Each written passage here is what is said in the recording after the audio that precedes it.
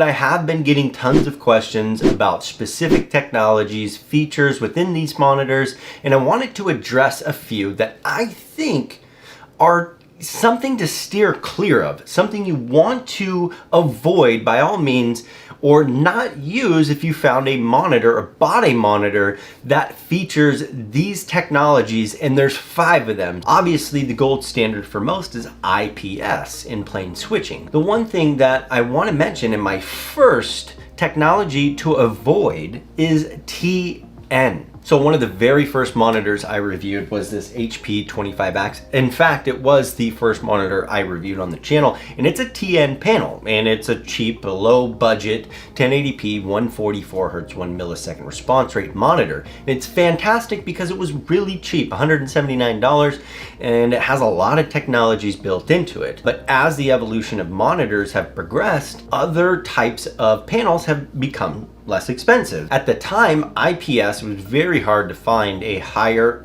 performance IPS for a low cost. But now you can find IPS, in fact I have one sitting right over here, that's a 280 Hz HDR monitor for $399. Yeah, it's only 1080p, but 2, 3, 4 years ago, that wasn't the case. So the argument used to be that TN was inexpensive and extremely good with motion blur and motion handling and response rate.